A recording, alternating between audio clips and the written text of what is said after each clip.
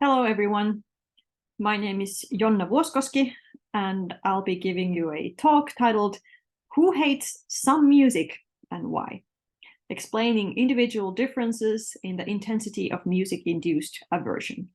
And this is a collaborative study together with Henna-Riikka Peltola, who is there at the symposium in person today. And my sincere apologies that I can't be there in person this time. To give you a bit of a background or context for the present study, when we talk about aversive music in the context of this present study, we mean strongly disliked music. And in a previous qualitative study by Henna-Riikka Peltola and myself, we found that aversive music has the capacity to evoke strong negative emotions in listeners, and even physical sensations, at least in some listeners. And another sort of striking finding was that there was really significant inter-individual variability in the severity of music-induced aversion. So not all listeners experience aversive music as strongly. And in the qualitative study, where we analyzed the free responses of over 100 respondents and their descriptions of aversive music and aversive musical experiences, we identified 4 main themes. One of them being material, so relating to the musical features and the semantic content of the music. Another being embodied experience, relating to the physical sensations and feelings and temporal aspects of the experience. Another being context, relating to experiences of agency or the loss of agency, as well as action tendencies like wanting to leave the situation.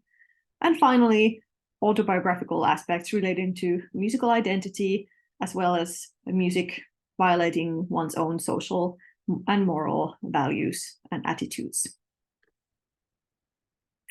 And in the study, we also identified these 2 different listener types.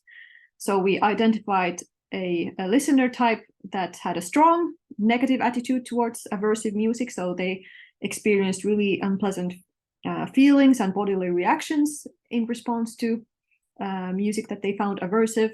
These experiences were really quick and they had a long-lasting effect on their mood.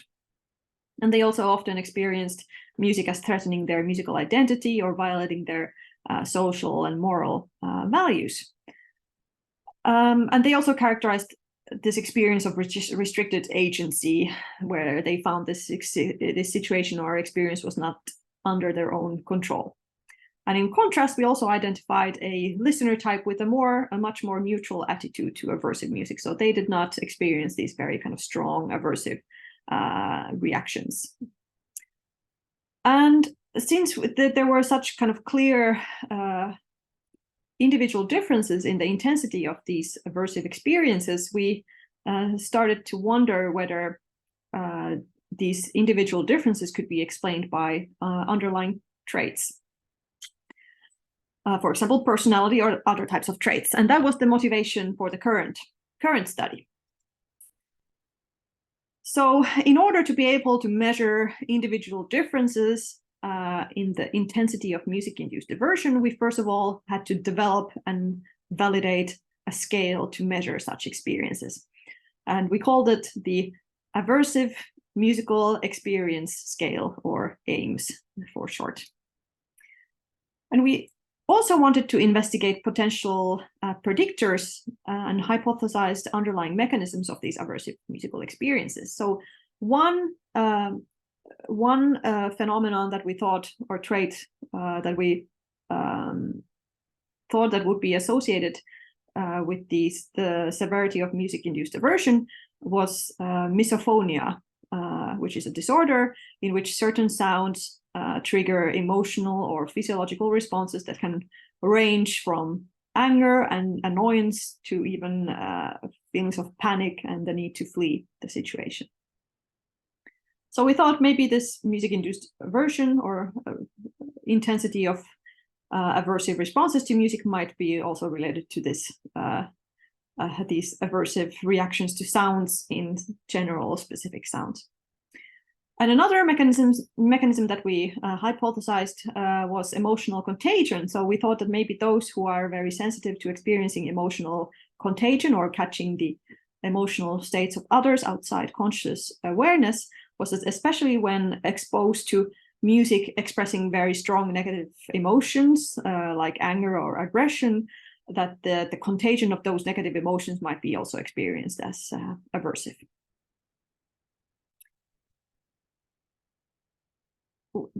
The way in which we went about developing the items or statements for the questionnaire measure was through using the qualitative data that we had collected earlier. So we had these free descriptions of 102 Finnish participants who described their experiences of hearing aversive music, as well as what kind of music they found aversive.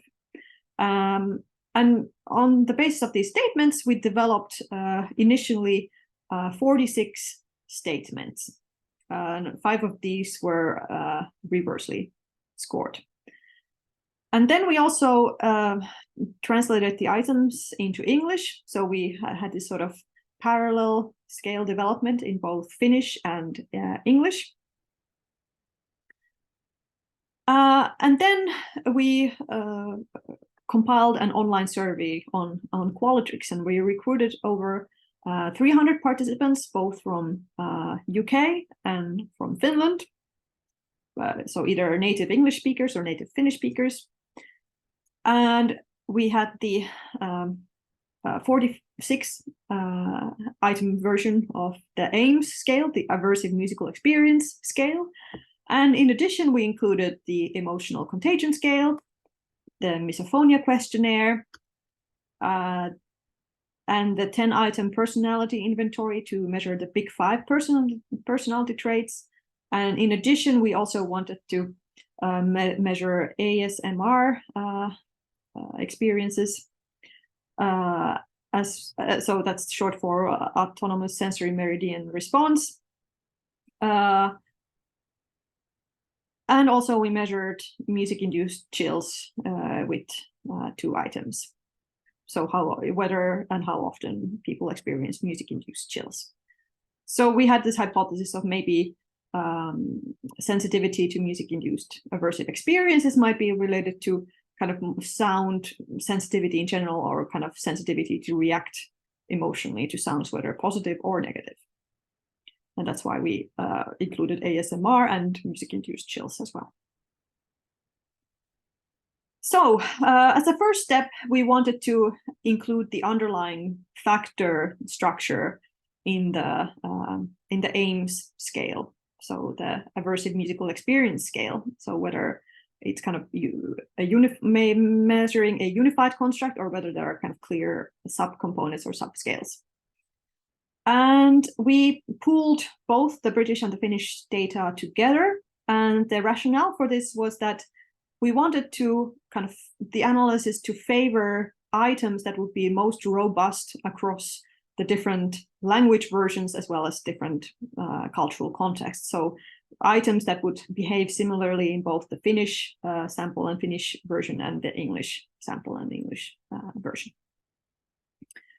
And we split this data randomly into 2 samples of 169 participants, and we used the subsample 1 for conducting an exploratory factor analysis, and then a subsample 2 for confirmatory factor analysis once we had kind of compiled the final version of the questionnaire measure. And in the factor analysis, we used principal component analysis as the extraction method, and with an oblique rotation method, so Promax rotation, because we thought that maybe the factors would probably most likely correlate with each other. And this analysis yielded 6 components that explained 53% of the variance. And we used parallel analysis to determine the number of components to be retained.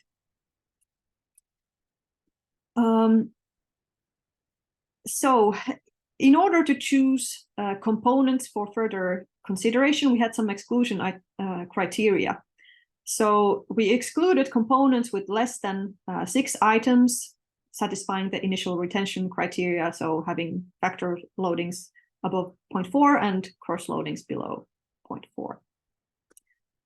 And we were then left with 3 components, components 1, 2, and 4, which we interpreted based on the item loadings. So factor 1, we labeled as sensations, because it had highest loadings from items related to physical sensations, bodily reactions, and feelings.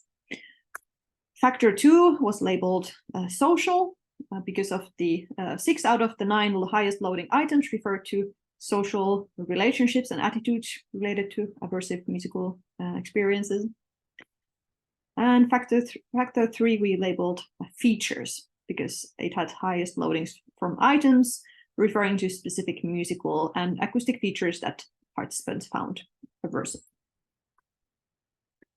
And then confirmatory factor analysis was conducted using structural equation modeling. So we took the 6 highest loading items from each of the 3 main themes, from each of the 3 factors, and conducted this confirmatory factor analysis, and the factor solution had an acceptable fit, satisfying the criteria. So here you see now the factor structure of the 3 components: the sensation, social, and features. And you can see that they were also correlated with each other. Now I'm going to show you the individual items in the next slide. So here you see the items in each of the 3 subscales. So the sensations scale had items like, I experience unpleasant bodily sensations when I hear aversive music, and listening to aversive music can cause me physical pain or discomfort. And I should probably add that we did, like in the beginning of the survey, we did define aversive music as strongly disliked music to participants. So they got this definition in the beginning of the survey. And the social subscale had items such as, when I meet people who like music that I find aversive, I start to think negatively about them. And I experience aggression towards people who play aversive music to me.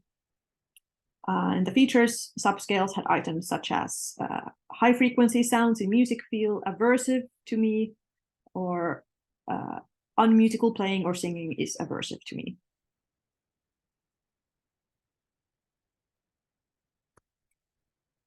All right, then we went on to look at the internal consistency of the AIMS scale, the final AIMS scale with 3 subscales and 18 items in total. And we used the entire sample now in these analyses. And we used Krumbach's alpha to look at the internal consistency, and it was acceptable for both the total AIMS scale as well as the 3 subscales individually. And then we proceeded to look at predictors of these individual differences in the intensity of aversive musical experiences. So looking at the autonomic sensory meridian response, we did not find any difference in the AIM scores, depending on whether people experienced ASMR or not.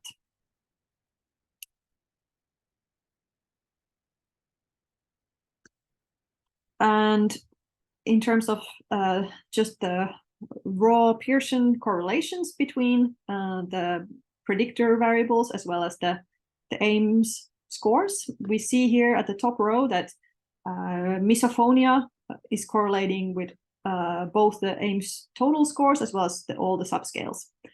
And so does emotional contagion.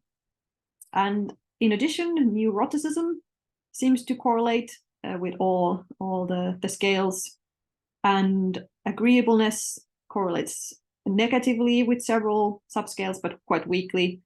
And age correlates positively, but also relatively weakly. But of course, here we don't know like to what extent these variables might be explaining overlapping variance in the scores. So then we proceeded with further analysis. So we conducted some regression analysis. Firstly, we just conducted a stepwise regression analysis just to find the best unique predictors purely based on mathematical criteria. And for the total AIM scores, we found that misophonia, emotional contagion, age, neuroticism, and openness to experience were significant predictors. And in a second step, we conducted a confirmatory regression analysis where we include all the predictors using the enter method. And what happened is that then neuroticism and openness to experience were no longer statistically significant predictors. But in this stepwise regression model, we were able to explain 35% of the inter-individual variance in AIM scores, which is still relatively high as far as individual differences go. And in addition, ASMR experience emerged as a significant negative predictor in the enter regression or the confirmatory regression analysis, because we were not able to include the binary variables in the stepwise regression. And then we also did similar stepwise regression analysis for the subscales, and you see a slightly differing pattern. Misophonia is a significant predictor in all 3 subscales. Emotional contagion is a significant predictor only for the sensations and features subscales. And then we have some variability in the rest of the scales as well. And in here, we also did a similar process. So as a next step, we conducted a confirmatory regression analysis, so including all the predictors using the enter method. And what happens is that all the predictors that we got in the stepwise model still remained statistically significant, but for the social subscale, ASMR and female gender emerged as negative predictors. And for the features scale, ASMR and extroversion emerged as negative predictors. So in conclusion, misophonia emerged as the strongest predictor of global AIMS and its subscales, explaining between 9 and 19% of the individual variance in AIMS scores.